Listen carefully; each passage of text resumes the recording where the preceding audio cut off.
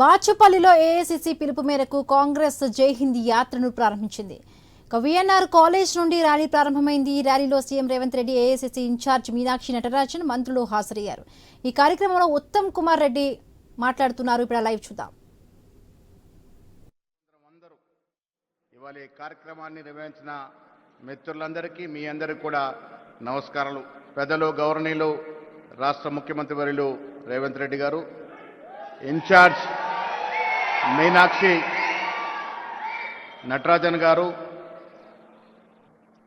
All India ex service men chairman Rohit Chaudhary garu, పెద్దలు గౌరవనీయులు భారత సైన్యంలో పనిచేసిన తర్వాత రాజకీయాలకు వచ్చినటువంటి ఉత్తమ్ కుమార్ రెడ్డి గారు, మంత్రివర్యులు శ్రీధర్ బాబు గారు, పొన్నం ప్రభాకర్ గారు, పెద్దలు గౌరవనీయులు హనుమంతరావు గారు, మధు యాష్ గారు, విజయశాంతి గారు, ఎమ్మెల్సీలు, ఎమ్మెల్యేలు, పార్లమెంట్ సభ్యులు, కాంగ్రెస్ కార్యకర్తలు, సైన్యంలో పోరాడి విరమణ చేసి వాళ్ళకు వచ్చినటువంటి యోధులందరూ కూడా నమస్కారాలు. పాకిస్తాన్తో విరోచితంగా పోరాడి ధైర్య సాహసాలని చూసినటువంటి సైనికులందరికీ కూడా సెల్యూట్, వందనాలు.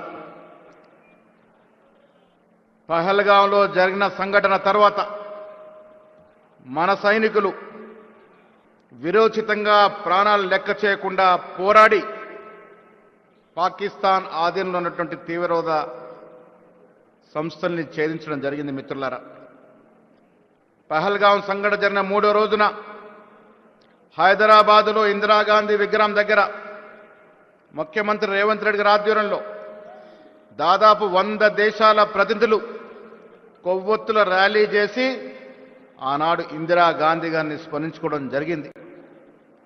కారణం, శ్రీమతి ఇందిరాగాంధీ గారు ప్రధానమంత్రిగా చేసిన యుద్ధంలో భారతదేశం విజయం సాధించడమే కాకుండా ఒక కొత్త దేశం బంగ్లాదేశ్ను సృష్టించిన ఘనత శ్రీమతి ఇందిరాగాంధీ గారిది. ఇలా బీజేపీ నాయకులు తన గురువులుగా పోల్చుకునే వాజ్పేయి గారు పార్లమెంట్ సాక్షిగా శ్రీమతి ఇందిరాగాంధీ గారిని అపర కాళీమాతగా సంబోధించినటువంటి సందర్భం. ఇలా నెహ్రూ, ఇందిరాగాంధీ మొదలుకొని ఇవాళ మన నాయకుడు రాహుల్ గాంధీ వరకు ప్రాణాలు లెక్క చేయకుండా ధైర్యంగా దేశం కోసం పోరాడుతున్న సందర్భం. మిత్రులారా, ఈ దేశం ఒకటిగా ఉండాలని, అఖండంగా ఉండాలని రాహుల్ గాంధీ గారు పోరాడుతూ ఉంటే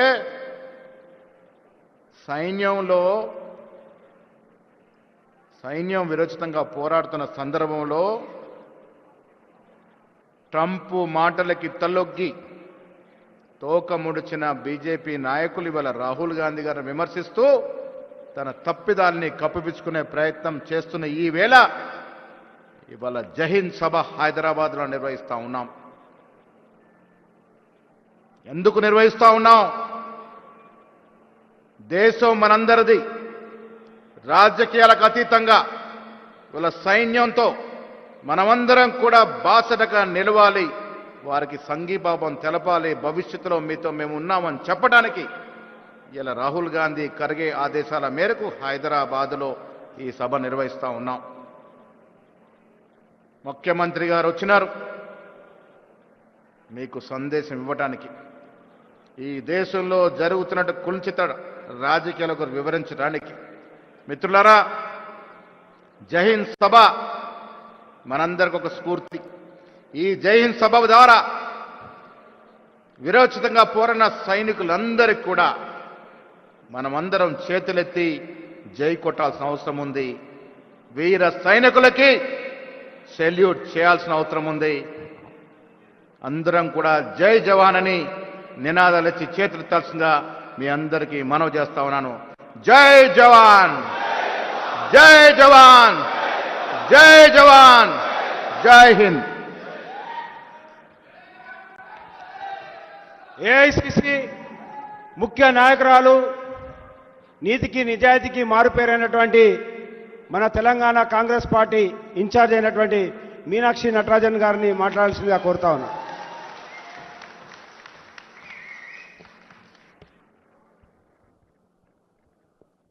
हमारे बीच में इस जय हिंद सभा में उपस्थित सभी सम्मानित कार्यकर्ता बंधुओं, बहुत ही सम्मानित पदाधिकारी साथियों, भाइयों बहनों और मंच पर उपस्थित प्रदेश कांग्रेस कमेटी के सम्मानित अध्यक्ष भाई महेश गौड़ जी, हमारे बहुत ही सम्मानित, बहुत ही कर्मठ हमारे मुख्यमंत्री जी सम्मानित श्री रेवंत रेड्डी जी, हमारे बीच में उपस्थित ऑल इंडिया से सर्विसमैन सेल के अध्यक्ष आए श्री रोहित चौधरी जी, हमारे बीच में उपस्थित कैबिनेट में मंत्री परम आदरणीय श्री उत्तम रेड्डी जी, भाई पोन्नम प्रभाकर जी, आदरणीय श्रीधर बाबू सर, हमारे बीच में उपस्थित एआईसीसी से हमारे वरिष्ठ साथी रहे हनुमंतराव जी, मधु यास्की गौड़ जी, हमारे भाई संपत जी, हमारे तमाम एमएलए और एमएलसी साथीगण, जिला कांग्रेस कमेटी के अध्यक्षगण, और मुझे बताया गया है कि इस कार्यक्रम के समायोजन में जिन साथियों ने बहुत मेहनत की है, ऐसे हमारे हरिवर्धन रेड्डी जी, हनुमंत रेड्डी जी, श्रीशैलम गौड़ जी, हमारे साथी वज्रेश यादव जी, भूपति रेड्डी जी, परमेश रेड्डी जी, बंडी रमेश जी और हनुमंत राव जी, हमारे तमाम सभी साथीगण और हमारे तमाम सभी मोर्चा संगठन के डिपार्टमेंट्स के साथीगण। साथियों, हमारे सामने आज की ये जो सभा है, मैं बहुत लंबी बात आपके सामने नहीं रखूंगी। हमारे माननीय मुख्यमंत्री जी आपसे आपकी भाषा में बात करेंगे और अच्छी से जो उद्देश्य है उसके बारे में बताएंगे। लेकिन मैं आपके सामने 3 बात रखना चाहती हूं जो देश के सामने परिस्थितियां हैं। आतंकवाद से अगर कोई दल सबसे ज्यादा लड़ा, अगर किसी दल ने अपने शीर्षस्थ नेताओं को आतंकवाद से लड़ते हुए इस देश की एकता और अखंडता के लिए समर्पित किया, तो वो कांग्रेस पार्टी है। चाहे शहादत इंदिरा जी की हो, चाहे अपने सीने में 36 गोलियां झेलने की बात हो,